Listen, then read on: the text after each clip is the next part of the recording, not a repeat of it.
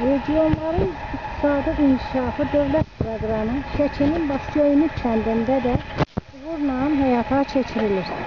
Şəkinin Başgöyünlük kəndində müasir tipli bir saylı orta məktəb tikintisi hal-hazırda davam edir.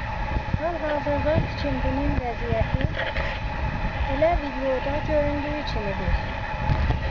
Göründüyü bu korpus idman zalıdır.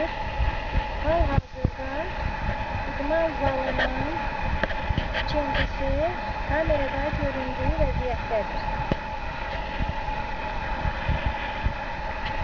Hal-hazırda gördüyümüz bu videoda ikinci bir binanın üstünün dam örtülməkdədir. Əvvəldə demədim, bir saylı orta məktəbin binası bu binadan ibarətdir. Üçüncü, şəkildə gördüyünüz bu bina 4 mərtəbəli hissəsidir.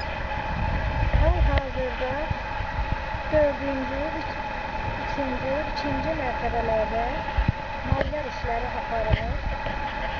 Eyni zamanda da santexnik işləri aparılır. Gördüyünüz müasir tipli, bu geniş, gözəl məktəb tikintisi dövlətimizin gələcəyi olan şagirdlərimizin istifadəsinə veriləcəkdir. Nədənsə rəsmi qurumların bu tikintinin həyətində artizanın vurulması yaddan çıxarılmışdır. Başgöyünlük kəndində balaca bir ambulatoriya var. Orada artizan vurulmuşdur. Başşavalı kəndində 120 şagirdlik məktəb binası var. Orada artizan vurulmuşdur. Şəkinin Başgöyünlük kəndinin bir saylı məktəbində 640 yerlik məktəb tikilir. 640 yerlik məktəbin həyətində artizanın vurulması nədənsə rəsmi qurumların yadından çıxarılmışdır. Video çəkiliş vasitəsilə hörmətli iqtidar sahiblərinə şəxsən Abid Şərifova müraciət edirəm.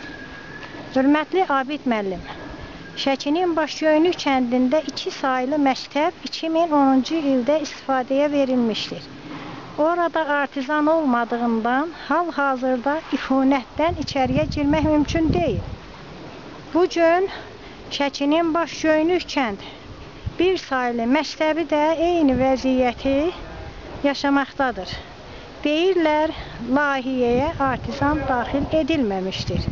640 yerlik məktəbdə suyun olmaması heç kəsi narahat etmir. Gördüyünüz bu gözəl, geniş, yaraşıqlı binanın tikintisində əməyi olan hər kəsə öz minnətdarlığımızı bildiririk. Başda ölkə başçımız olmaqla Nazirlər Kabinetinə, Abid Şərifova, Yuxan Usibova, hər birinə kəndimizin sakinləri adından, uşaqları adından öz təşəkkürümüzü bildiririk. Amma hal-hazırda biz çox narahatıq. Gördüyünüz bu binanın tikintisinə nə bələdiyyə, nə icra nümayəndəsi, nə də dövlətin qeyri-yerli rəsmi qurumlarını su problemi narahat etmir. Tikinti başlayandan bu günə qədər suyu Şin çayından maşınla daşıyıb gördüyünüz bu binanı inşaatçılarımız inşa etmişlər. Bu da onların fədakarlığıdır. Hörmətli Abid müəllim, sizdən bir ana kimi dönə-dönə xahiş edirəm. Başgöyünlük kəndində 640 yerlik məktəbin həyətində artizanın vurulmasını, bu məktəbin su ilə təmin edilməsində bizə yardımcı olmağınızı sizdən dönə-dönə xahiş edirəm.